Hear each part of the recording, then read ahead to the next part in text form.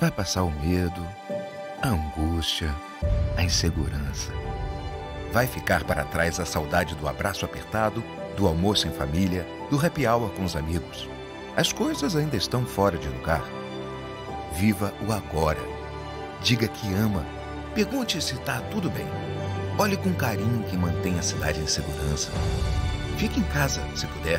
Respire. Trabalhe. É hora de pensarmos no todo. Somos o país que não desiste até o último segundo da prorrogação. E juntos daremos a volta por cima.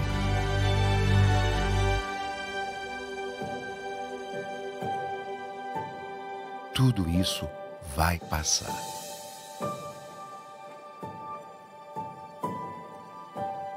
Enquanto não passa, conheça o novo jeito Quali de ajudar. Olá, boa tarde a todos. Nós estamos aqui no painel de número 83 do primeiro Congresso Digital da Escola Superior de Advocacia Nacional e da OAB Nacional, que terá como tema crimes de responsabilidade e impeachment. Meu nome é Luiz Cláudio Alves Pereira, eu tenho a honra de ser conselheiro federal da OAB pelo Estado de Mato Grosso do Sul e ser o vice-presidente da Escola Superior de Advocacia Nacional.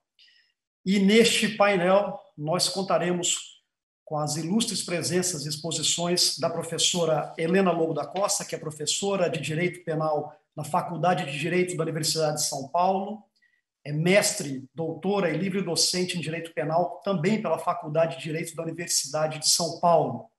Aqui também conosco o ilustre advogado Juliano Breda, mestre e doutor em Direito das Relações Sociais pela Universidade Federal do Paraná, pós-doutor pela Universidade de Coimbra, foi presidente da gloriosa seccional da OAB do Paraná e é conselheiro federal também pelo Estado do Paraná. E também conosco nos dá a honra da presença o ilustre professor Miguel Reale Júnior, doutor em Direito pela Universidade de São Paulo, livre docente em Direito Penal também pela Universidade de São Paulo e docente na mesma respeitável instituição de ensino desde 1971, professor titular da USP desde 1988 e foi também ministro da Justiça no governo Fernando Henrique Cardoso.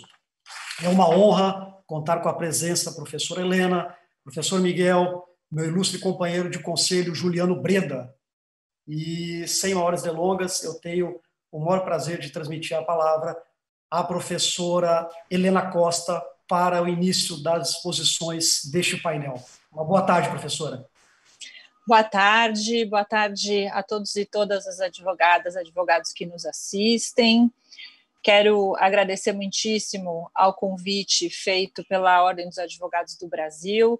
A Ordem tem sido incansável nesse momento de pandemia, não só promovendo importantes debates por meio da internet, mas não se omitindo em suas tarefas, desde prover a necessária assistência ao advogado necessitado, até interferir, atuar politicamente, como ela sempre fez em grandes momentos da nossa história.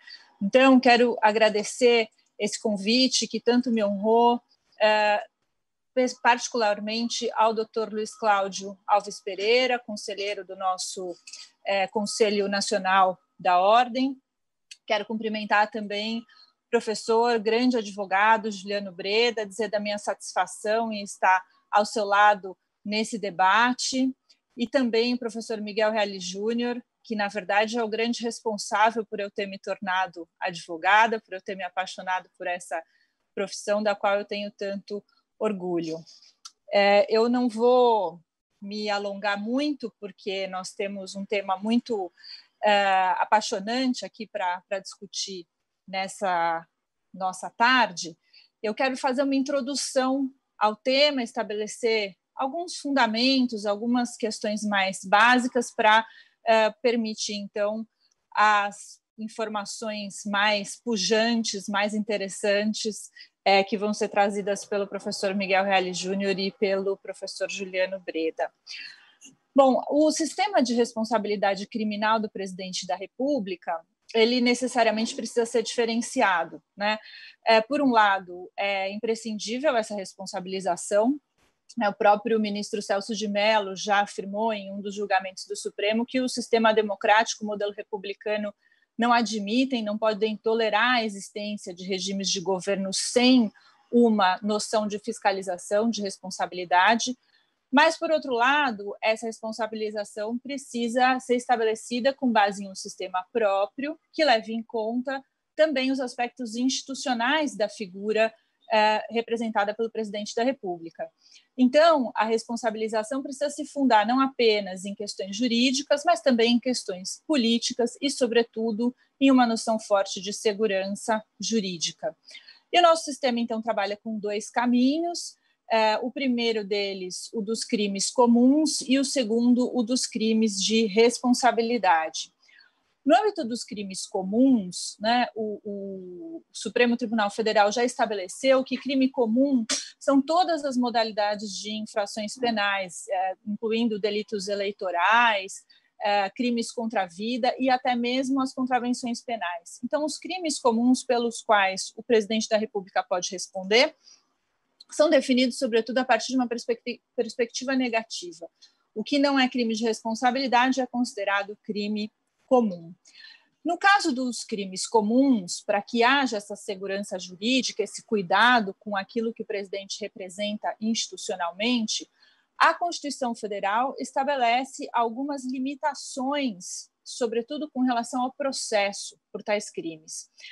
Em primeiro lugar, esse processo só pode ser iniciado uma vez autorizado previamente pela Câmara dos Deputados, numa votação que deve ter a aprovação de 2/3 dos seus membros.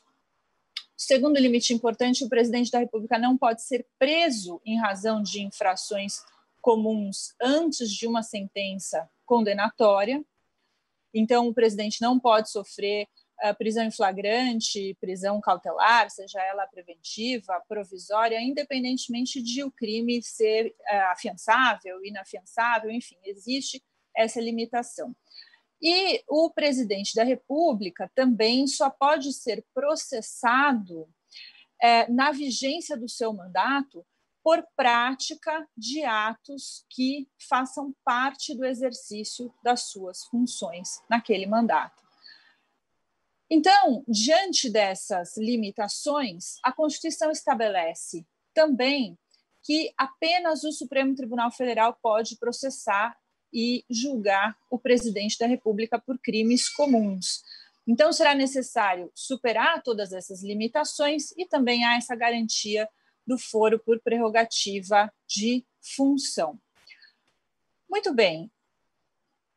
O processamento específico do presidente da República perante o Supremo Tribunal Federal por crimes comuns vai ter as suas regras definidas na Constituição, claro, e também na Lei 8.038 e no regimento interno do Supremo Tribunal Federal.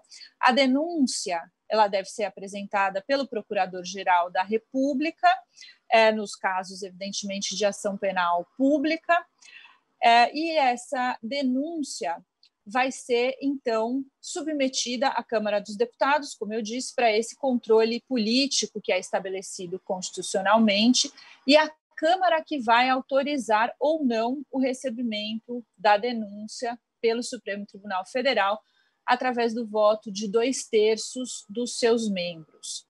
Após esse recebimento, o presidente automaticamente fica suspenso, né, o presidente da República, das suas funções por um prazo de 180 dias, aguardando o julgamento. Se até o final desse prazo o julgamento não tivesse encerrado, o presidente volta, então, a exercer as suas funções. Como eu disse, todos os crimes comuns, superadas as limitações constitucionais, vão ser da competência do Supremo Tribunal Federal, até mesmo os crimes dolosos contra a vida, né? É uma competência que se sobrepõe, inclusive, àquela do tribunal do júri, mas fica limitada essa competência pelos crimes comuns cometidos na vigência do mandato e também relacionados ao exercício deste mandato. Se o presidente da República for condenado, então, após o procedimento no Supremo Tribunal Federal, a decisão condenatória, além da pena, vai acarretar na suspensão dos direitos políticos e, por consequência, na cessação imediata do mandato. Então, esse é o primeiro caminho estabelecido pelo nosso sistema. O segundo caminho, que é o que nos interessa particularmente aqui, é o caminho dos chamados crimes de responsabilidade.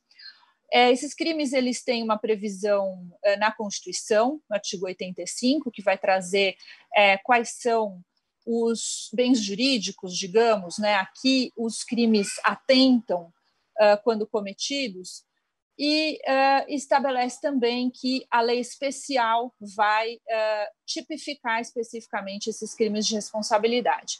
A lei que tipifica tais crimes no nosso sistema é a Lei 1079, de 50, e muito embora seja uma lei muito anterior à Constituição, ela foi considerada recepcionada pela nossa Constituição, e até interessante porque a Constituição segue exatamente a temática e a sequência da Lei 1079. Então, mostra que o nosso Constituinte claramente nela se inspirou ao redigir o artigo 85. Esses crimes trazidos, então, por essa lei, são crimes relacionados à existência da União, ao livre exercício dos demais poderes, né, do poder legislativo, do poder judiciário, exercício de direitos políticos, respeito a decisões judiciais, dentre outros. E são todos crimes especialíssimos em razão do seu sujeito ativo. Eles só podem ser cometidos pelo presidente da República, ministro de Estado, ministro do STF, procurador-geral da República, governador, secretário de Estado.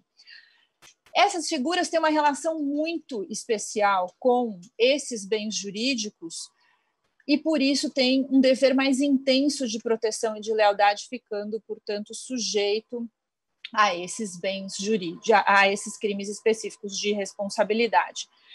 Esses crimes trazem um problema por serem figuras muito abertas e dependente de complementação por outros dispositivos normativos, o que acaba levando a muitos questionamentos no que se refere ao princípio da legalidade, deixando talvez um aspecto muito grande, muito marcante para as decisões de cunho mais político. No que se refere ao procedimento, qualquer cidadão pode oferecer uma acusação contra o presidente da República perante a Câmara dos Deputados. E é a Câmara que vai fazer um exame inicial por meio da aprovação por 2/3 dos seus membros, no sentido de aprovar ou não o início de um processo contra o presidente da República por crime de responsabilidade.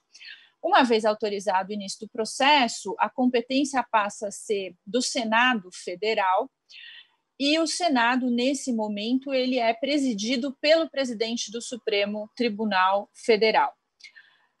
O Senado vai fazer um primeiro juízo de aceitação dessa acusação, que, segundo o Supremo estabeleceu, é um juízo tomado por maioria, pela maioria dos membros, né?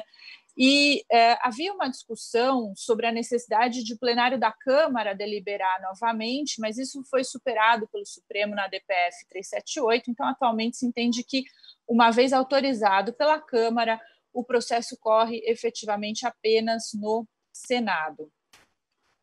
Uma vez aprovado por maioria dos senadores o início do processo de impeachment no Senado, vai haver uma etapa de produção de provas, então não apenas documentos, mas também testemunhas podem ser ouvidas, até que se chega finalmente ao julgamento, que é um julgamento que deve ser feito por mais de 2/3 dos membros do Senado, e se houver a condenação do presidente da República, essa condenação vai acarretar não só a perda do cargo, mas também a inabilitação por 8 anos para o exercício das funções públicas. Existe também uma crítica doutrinária com relação a essa pena, porque é a mesma pena para todos os crimes de responsabilidade.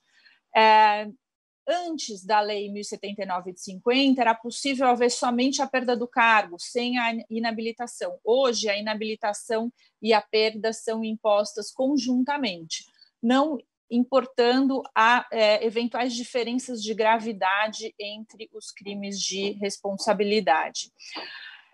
O Supremo já estabeleceu também que a renúncia ao cargo, uma vez iniciado o processo de impeachment, não paralisa, não interrompe o julgamento. Isso foi estabelecido com solidez já no caso do impeachment do presidente Fernando Collor de Mello. E existe uma discussão importante também com relação a fatos praticados no mandato anterior, né? Existe uma parcela, uma corrente que diz que haveria uma unidade entre os dois mandatos, e existe também o entendimento de que o fato cometido no mandato anterior pode ser considerado como quebra de decoro no mandato seguinte, autorizando, portanto, o processamento por impeachment. O que é importante observar também é que a condenação por crime de responsabilidade ela não impede o regular processamento e julgamento por um crime comum que se caracterize a partir dos mesmos fatos. E, por fim, encerrando essa brevíssima introdução aqui ao assunto, os crimes de responsabilidade eles têm claramente uma natureza mista, política e jurídica.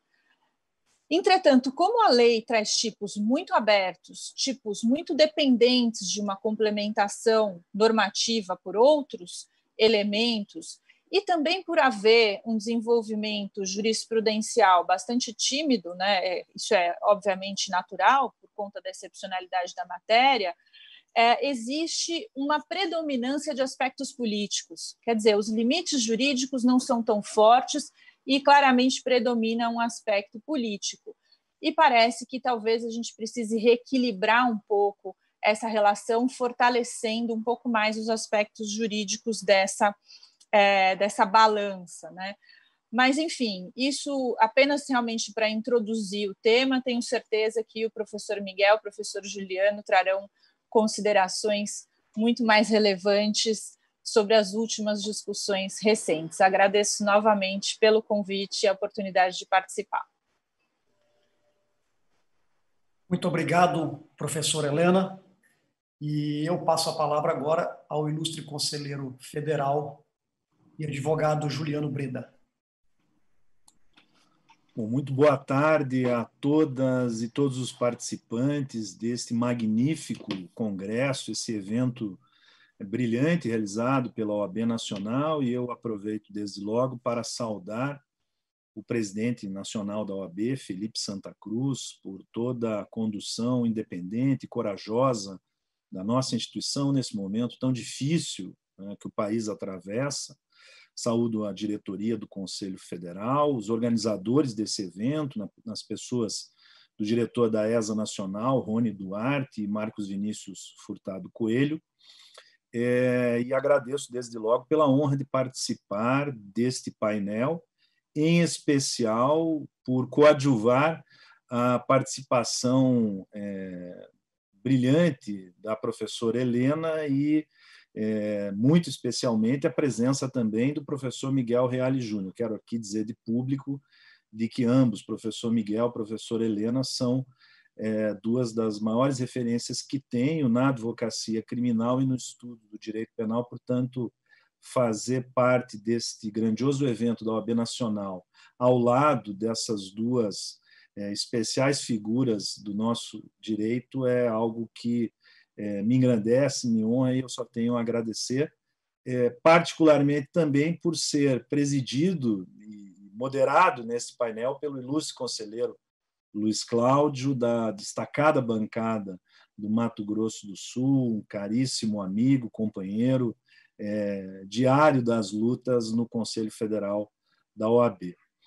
Eu me proponho, nestes 15 ou 20 minutos da minha participação, fazer uma apreciação um pouco mais ampla do Instituto do Impeachment no nosso ordenamento jurídico do que propriamente uma análise específica sobre a discussão atual da acusação de prática de crimes de responsabilidade por parte do presidente Jair Bolsonaro, em especial porque essa matéria está sob análise do Conselho Federal, no âmbito da Comissão de Estudos Constitucionais, e certamente chegará em breve para a análise, debate e deliberação por parte do plenário do Conselho Federal, onde eu, conselheiro Luiz Cláudio Alves Pereira, certamente teremos a oportunidade de fazer um enfrentamento mais concreto a respeito de todas as acusações que pairam hoje em face do atual presidente da República. Mas as observações que trago aqui nesse evento, e já fiz essas observações, essas considerações ao presidente Felipe Santa Cruz e ao membro honorário vitalício Marcos Vinícius Furtado Coelho, que preside a Comissão de Estudos Constitucionais da OAB Nacional, é de que a ordem poderia contribuir e muito para a nossa democracia, para a sociedade brasileira, protagonizando um debate sobre uma possível revisão ampla do instituto do impeachment no nosso ordenamento jurídico. Eu acho que, depois de centenas já de pedidos formulados em face de todos os presidentes da República após a redemocratização do país, após tantas situações e episódios de cicatrizes democráticas que o país teve já na sua história republicana, em face de diversos presidentes da República, nós precisamos redebater o instituto do impeachment e o seu procedimento, especialmente no âmbito da nova Constituição de 88, da realidade política, econômica, social de todo o nosso país. E esse enfrentamento, na minha opinião, deve ocorrer sob os três aspectos do direito que incidem sobre o tema do impeachment. Em primeiro lugar, sobre as lentes do direito constitucional, para depois, a partir dessa definição, discutirmos e debatermos as incidências do direito penal e do direito processual ao tema do impeachment. Em primeiro plano, sob o aspecto de direito constitucional, a grande questão que deve ser analisada, se nós pensarmos na possibilidade de uma revisão, de uma rediscussão, de uma revisitação ao tema do impeachment no nosso sistema jurídico, é basicamente se ele deve ocorrer em face de quais circunstâncias, em razão de um rol extenso de condutas apresentadas numa lei especial e potencialmente violadoras do artigo 85 e de seus incisos, como já apresentou a professora Helena, ou se nós devemos exigir que o impeachment só ocorra em face de um gravíssimo atentado ao núcleo estruturante da Constituição da República. Esse é um debate fundamental, é uma escolha política, uma escolha macropolítica e constitucional da sociedade, de todo o ordenamento jurídico, de todo o Estado de Direito, e um debate de direito constitucional que se intensificou, em especial a partir de uma discussão muito intensa nos Estados Unidos por ocasião do impeachment do presidente Bill Clinton, em que dois dos maiores juristas norte-americanos, dois dos maiores juristas do mundo, Ronald Dworkin e Richard Posner, protagonizaram debates a respeito dos fundamentos, então, daquele pedido de impeachment do presidente Clinton, em face do conhecido, notório escândalo de seu envolvimento amoroso com uma estagiária da Casa Branca.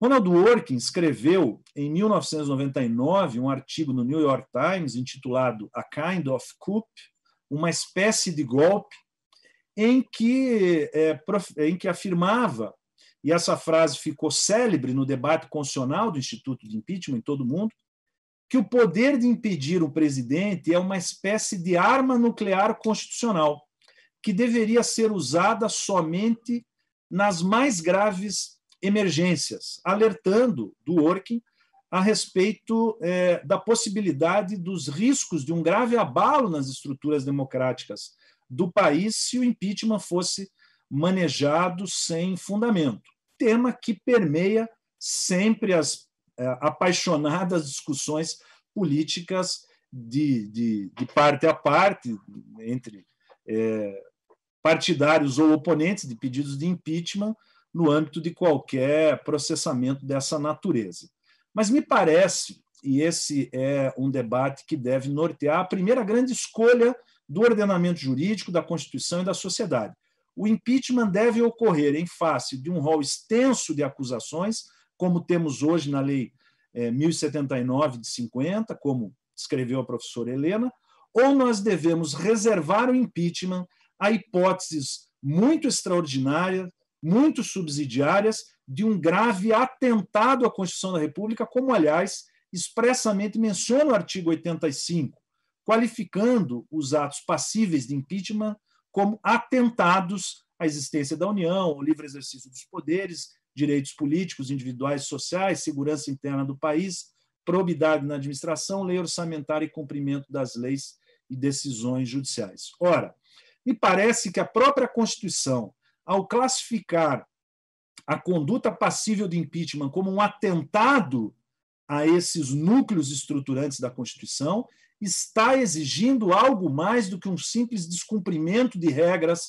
constitucionais ou do ordenamento jurídico, mas sim exige, ao falar em atentado, uma ação de elevado potencial de culpabilidade por parte do presidente da República e que em sua conduta, em sua ação, esteja presente um dolo intenso direcionado à violação de bens jurídicos de fundamentais e em duvidosa importância para o núcleo central e fundante da Constituição da República.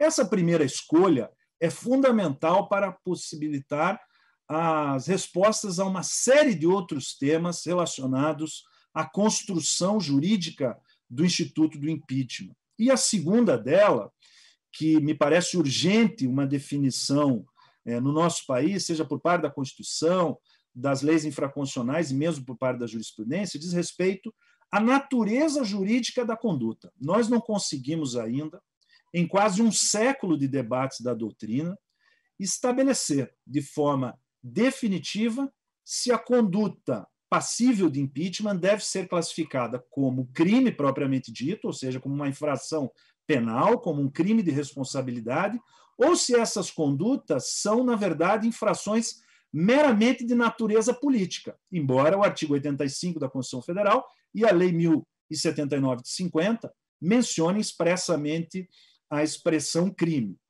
A doutrina se divide em relação a esse tema desde muitas décadas. Basta dizer, a principal e mais clássica obra sobre o tema, do ministro Paulo Brossard e outros grandes juristas, como Carlos Maximiliano, Temístocles Cavalcanti, indicam a natureza jurídica da conduta como uma infração meramente política, ao contrário, por exemplo, de Pontes de Miranda, que qualificava como um crime, como uma infração penal propriamente dita, e o professor Frederico Marques, por exemplo, tem uma terceira postura, uma terceira opinião.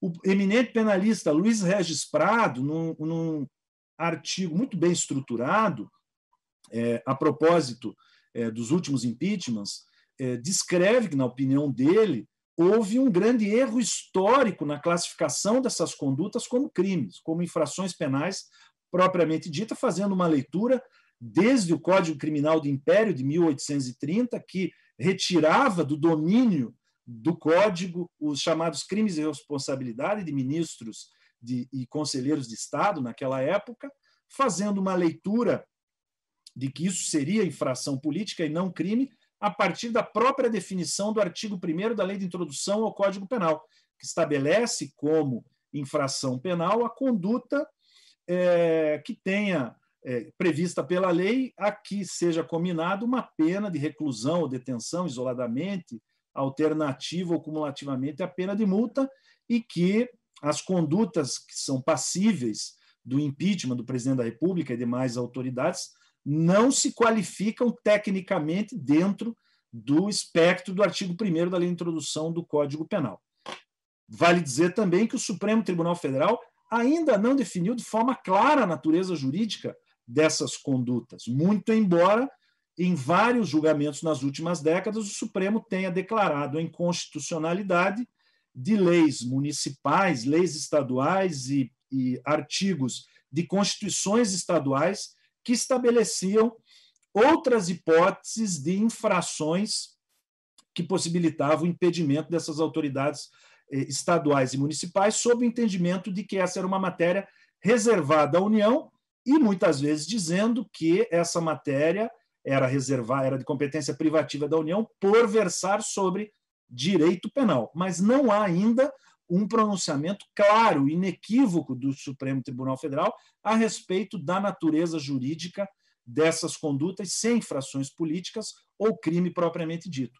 E isso é fundamental para que, a partir dessa definição, a partir da conceituação precisa da natureza jurídica dessas condutas, nós possamos enfrentar outros temas. E se trata efetivamente de crime, de uma infração penal propriamente dita, a essas condutas nós teremos que aplicar todos os princípios e regras de hermenêutica construídos pela dogmática penal, todas as categorias relacionadas à ação, ao dolo, culpa, omissão e outros princípios fundamentais para discutirmos, por exemplo, a constitucionalidade dos tipos penais da Lei dos Crimes de Responsabilidade. Me parece que, se nós concluirmos pela natureza jurídica de direito penal, de infração penal dessas condutas, boa parte dos tipos da Lei 1079 poderiam ser reconhecidos como inconstitucionais. Por exemplo, o crime de responsabilidade de proceder de modo incompatível com a dignidade, honra e decoro do cargo.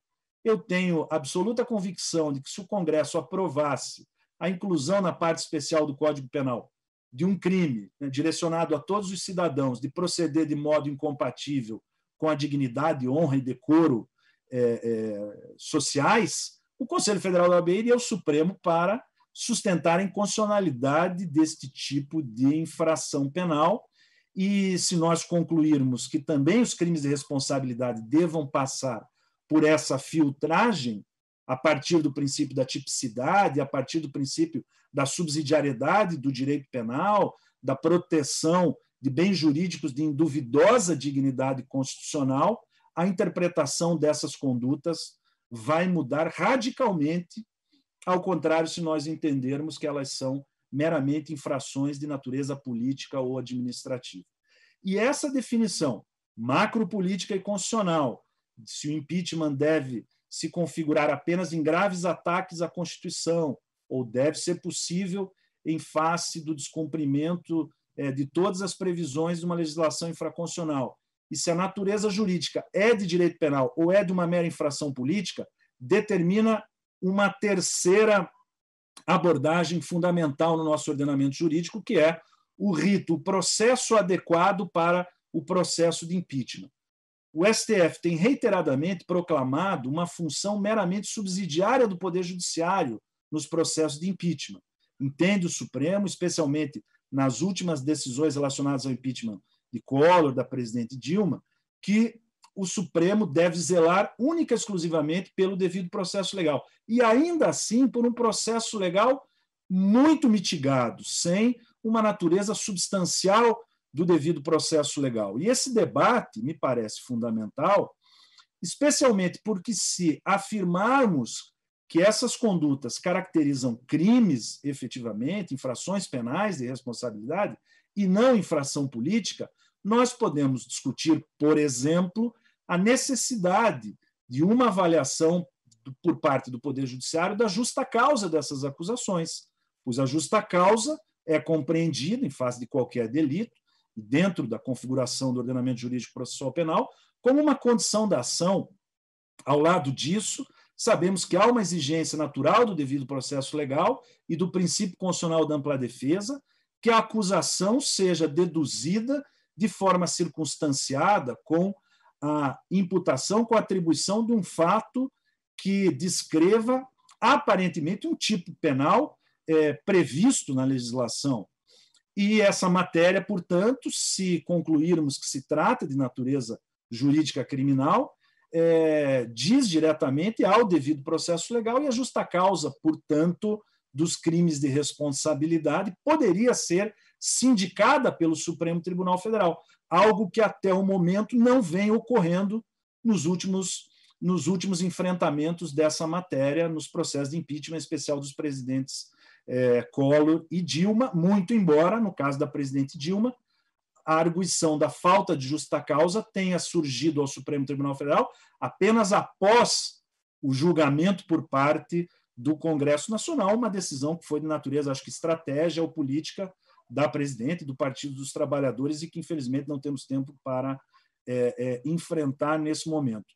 Não me parece correto, não me parece razoável, eu não tenho uma tranquilidade em ver o Supremo Tribunal Federal como um mero espectador, como um mero, quase como um observador externo desses processos de impeachment que têm caracterizado um grave abalo sobre a democracia do nosso país nos últimos anos. Todos os presidentes da República, de maneira maior ou menor, nós só temos 2 presidentes que foram impedidos pelo impeachment após 88, mas isso já é relevante, mas todos os presidentes da República sofreram pedidos de impeachment. E me parece que não é desarrazoado que nós, em um grande debate público com os principais juristas, constitucionalistas, com o Congresso, com o Supremo Tribunal Federal, avaliemos, por exemplo, a possibilidade de, nos casos de impeachment, ou mesmo nos casos de crimes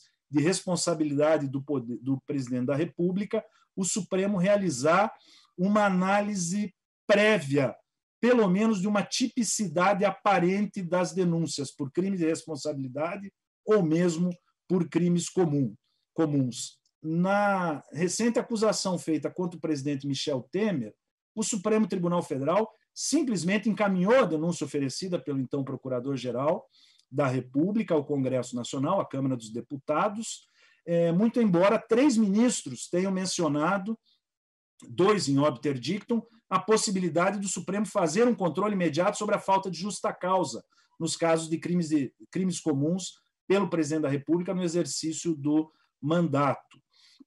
Me parece que essa é uma medida que, de um lado, poderia filtrar acusações completamente despidas de justa causa, seja relacionadas a crimes comuns ou mesmo a crimes de responsabilidade, impedindo que o Congresso utilizasse o instrumento de impeachment de forma banalizada, numa espécie de parlamentarização do presidencialismo brasileiro, mas nas outras hipóteses, onde, indiscutivelmente, há a prática de crimes comuns e mesmo de crimes de responsabilidade, uma sinalização positiva de admissibilidade do Supremo, um juízo de admissibilidade prévio, indicando uma tipicidade aparente, poderia, inclusive, reforçar e colocar mais peso ao procedimento de impeachment. Portanto, as considerações que trago aqui é no sentido de nós devemos promover, meu caríssimo professor Luiz Cláudio, um grande debate público, se o sistema de impeachment no nosso ordenamento jurídico atende ao interesse público, se a Constituição trata de forma adequada e, especialmente, qual a natureza jurídica, para que a gente possa, de maneira segura, estabelecer todos os reflexos que um processo de impeachment produz. Recentemente tivemos, essa semana, uma decisão do ministro Toffoli intervindo sobre o processo de impeachment no governo do Estado. Portanto, é mais do que necessário, mais do que urgente, a criação, para mim, no âmbito da OAB, de um grande debate, estimularmos uma discussão nacional a respeito de todo o processo de impeachment, desde a sua concepção macropolítica e constitucional até o rito adequado para processos dessa natureza. E me parece que, a partir desse debate, nós poderemos enfrentar uma série de outros temas, como levantados pela professora Helena, por exemplo, a matéria da responsabilização pelo mandato anterior, inclusive a ideia de restringirmos a legitimidade ativa para os crimes de responsabilidade e outros temas que certamente serão objeto da fala do professor Miguel Reale Júnior, que é uma das maiores autoridades desse país e que viveu praticamente os grandes episódios da democracia brasileira, desde a luta pela constitucionalização do país, pela redemocratização, e que certamente nos brindará com uma magnífica fala. São essas, portanto, as minhas considerações, agradecendo mais uma vez a oportunidade de fazer parte deste evento. Muito obrigado a todos. Muito obrigado, meu ilustre amigo, brilhante, como sempre, Juliano Breda, e passo a palavra agora ao ilustre professor Miguel Reale Júnior. Prezado conselheiro federal, Dr. Luiz Cláudio, que preside este painel, quero cumprimentá-lo e, na sua pessoa, também transmitir meus cumprimentos ao presidente da OAB, Felipe Santa Cruz. É com grande alegria que participo desse painel, cumprimentando a todos os advogados e advogadas que nos acompanham. É com grande alegria que divido esse painel com dois jovens e extraordinários penalistas pelos seus trabalhos e pela sua atividade muito profícua na advocacia, Helena Lobo da Costa e Juliano Breda.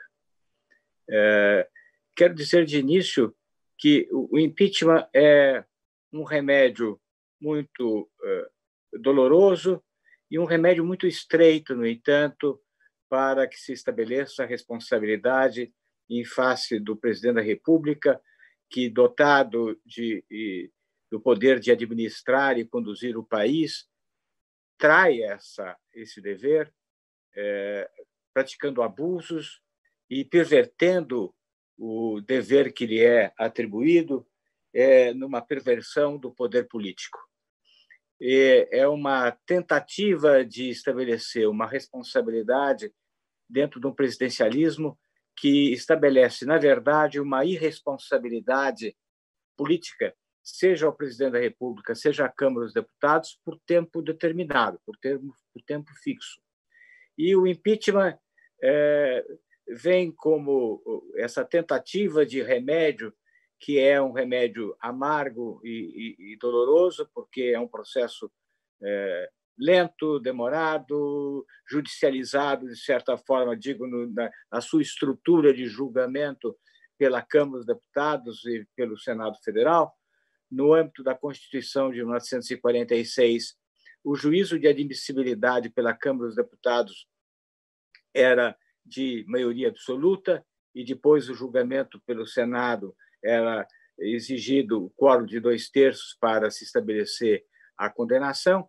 Mas hoje a Constituição de 1988 estabelece que o próprio juízo de admissibilidade na Câmara dos Deputados tem que ser votado por um quórum qualificado, mais qualificado que para a mudança constitucional, que é de 2/3. Então, na verdade, o malefício todo que nós vivemos ao longo do tempo, desde 1946, é da crise perene do presidencialismo. O presidencialismo gera crises e há propostas do Conselho Federal no sentido de um semipresidencialismo, um semiparlamentarismo, que é uma ideia que é profícua no âmbito do Conselho Federal, especialmente por parte do Conselho do ex-presidente e conselheiro honorário Marcos Vinícius Furtado Coelho. Portanto, o malefício é do presidencialismo. E esse presidencialismo que estabelece, portanto, dificuldades de afastamento daquele que é nocivo ao Estado e nocivo à sociedade no exercício da presidência da República. Eu quero, portanto, dizer que o melhor caminho seria nós mudarmos. O presidencialismo entrou como um corpo estranho na Constituinte de 1988. Ele entrou como um corpo estranho para garantir os 5 anos do Sarney. A Constituinte foi durante todo o desenrolar dos seus trabalhos parlamentarista. O presidencialismo entrou na última hora como uma solução para a garantia de 5 anos ao Sarney, e o presidencialismo só gerou crises se formos olhar o que aconteceu na vida política brasileira de 1946 a esta parte. Participei dos 2 processos de impeachment que foram efetivamente apreciados pelo Congresso Nacional, o impeachment do Collor e o impeachment de Dilma Rousseff. No impeachment de Collor, como eu havia sido convocado pela CPI dos Correios para fazer o relatório final, eu acabei ficando com a atribuição de fazer a petição de impeachment na parte relativa aos fatos e à acusação, que é a parte central, a imputação. Como é que nasceu essa ideia desse impeachment do Collor, que foi apresentado pela Ordem dos Advogados e pela Associação Brasileira de Imprensa? Foi uma reunião na casa do José Carlos Dias, com Fábio Comparato, Dalmo Dallari, Flávio Berrenbach e René Dotti. E ali que surgiu essa ideia de se propor em face dos fatos gravíssimos que a CPI dos Correios estava revelando, uma petição de impeachment. Como eu fui convocado, junto com o Márcio Tomás Bastos, a fazer o relatório final da CPI dos Correios, eu tinha todos os elementos probatórios, eu trouxe para São Paulo cópia quase que integral da CPI dos Correios, e, em função disso, me coube fazer a acusação ao Collor. E foi um grupo de advogados, portanto, que acabou elaborando essa peça, levando essa peça ao presidente Marcelo Lavanelli, e, por sua vez, o presidente da ABI, Barbosa Lima Sobrinho, teve a apreciação de um texto feito pelo ministro Evandro Lins e Silva. Juntou-se, mas a parte de fato ficou exatamente aquela que eu havia elaborado. E para lembrar qual era o fato gravíssimo que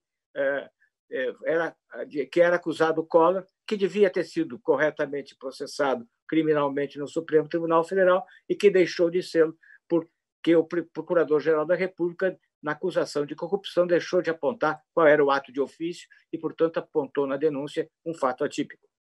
Mas qual era o fato? Para verem como era bizonho, para trazer aqui um testemunho histórico que muitos que estão assistindo não viveram e não conheceram. O Collor entregou grande parte dos contratos da administração pública, seja por exemplo, o contrato dos cartões de crédito da Caixa Econômica Federal, financiamentos ou publicidade junto a grandes empresas. Isto ao PC Farias. E o PC Farias, então, comandou toda a corrupção e arrecadou fortunas. Como é que isso chega no Collor? Isso chega no Collor da seguinte forma. São abertas cinco através de uma secretária, Rosa, são abertas 5 contas fantasmas, e essas contas fantasmas era tão bizonho que o cadastro para abertura das contas fantasmas eram manuscritas por Rosa. Ela manuscreveu os cinco cadastros em 5 bancos com nomes diferentes, que eram contas essas que recebiam dinheiro de PC Farias, e Rosa, então, passava esse dinheiro para a conta de Ana Scioli, secretária particular do presidente Collor, que pagava suas contas. Portanto, se fez com grande facilidade a comprovação de o dinheiro da corrupção, que era, e também se estabeleceu a prova da vinda do dinheiro da corrupção para as contas de PC Farias. PC Farias passava o dinheiro para as contas fantasmas, e as contas fantasmas passavam para Ana Scioli ou pagavam diretamente contas do presidente da República, contas particulares. Qual era o fato? O fato estava não só na falta de decoro, que significa moderação, ponderação. O decoro é algo que se estabelece ao longo de condutas continuadas.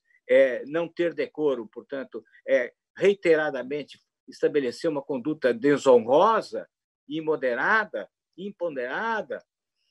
Não só isso, mas é o presidente da República que devia zelar pela moralidade administrativa e que deixava de fazê-lo.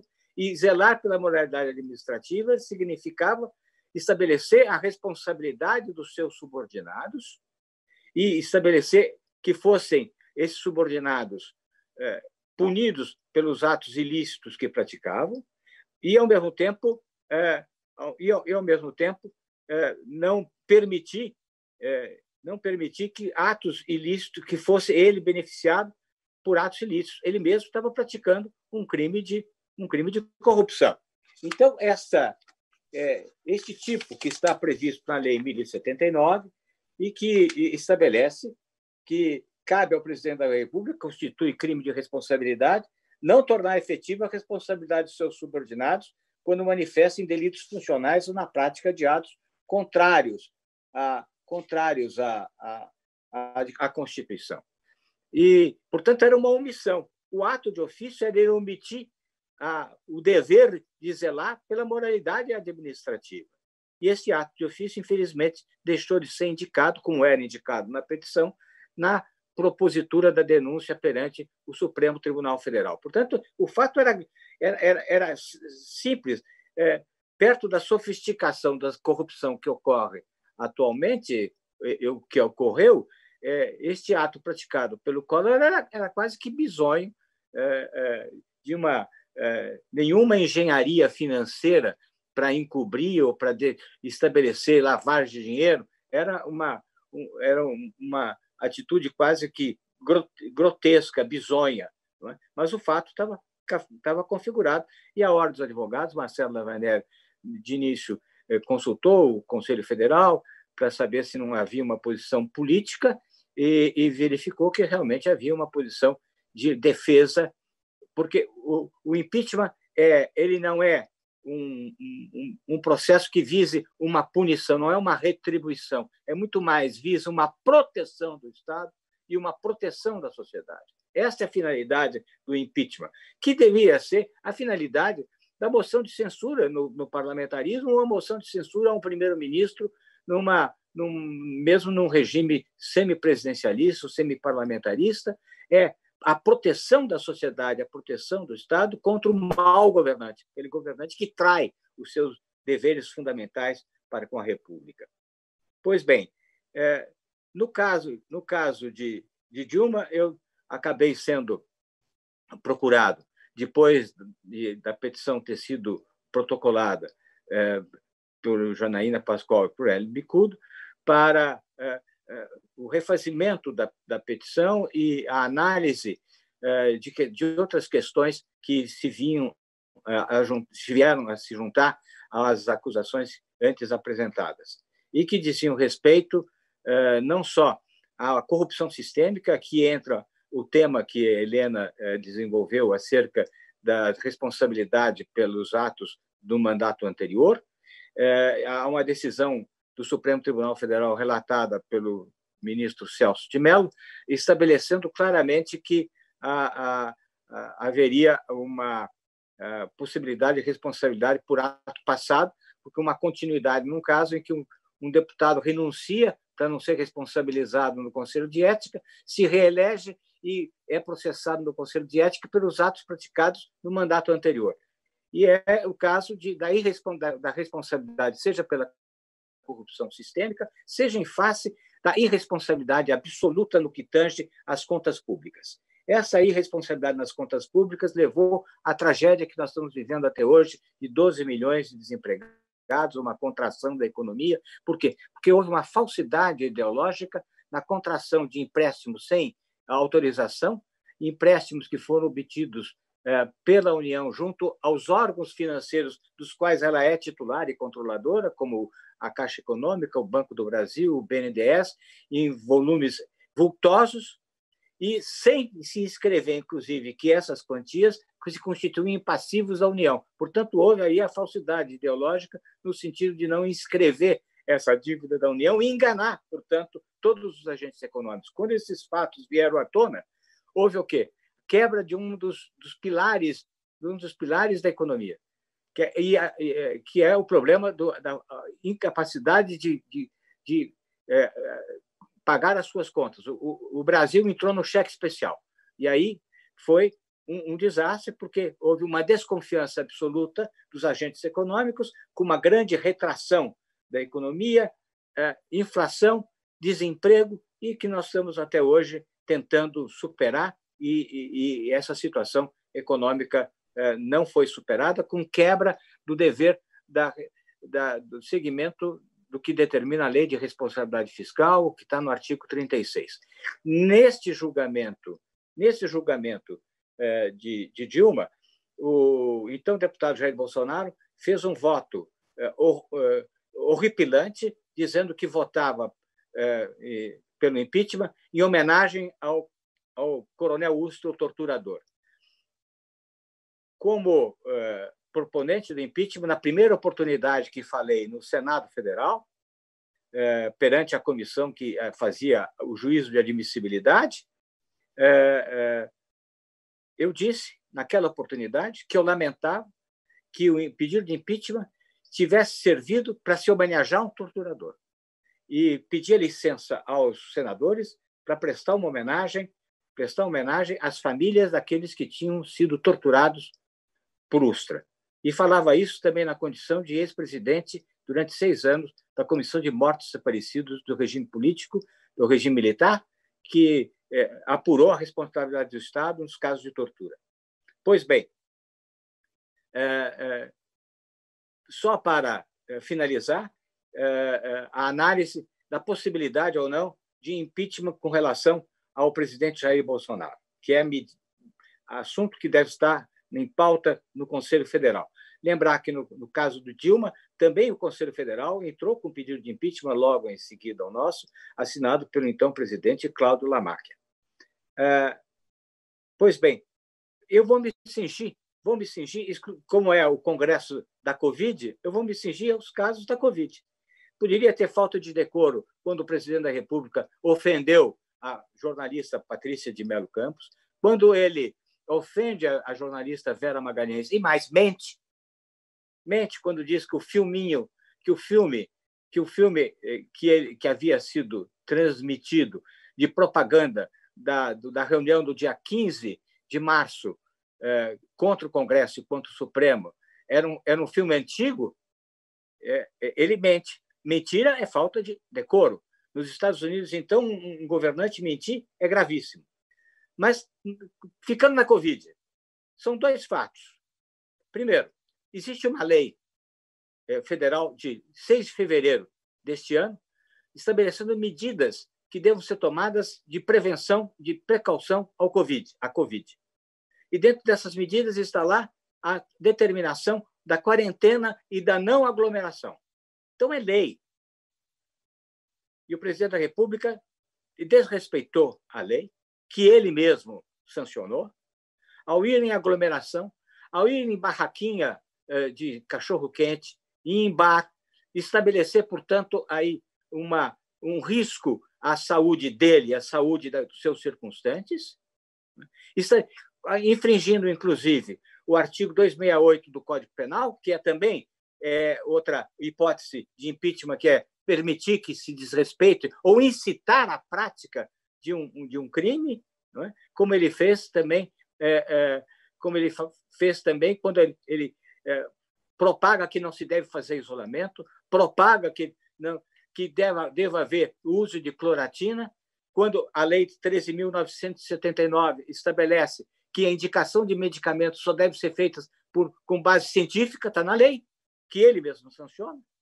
E o caso mais grave, quando ele incita a prática de delitos, que é delito de invasão de domicílio, de perigo de vida, e o crime do artigo 268, que é a propagação do vírus. Quando ele determina a população que, munida de seu celular, invada os hospitais para verificar se havia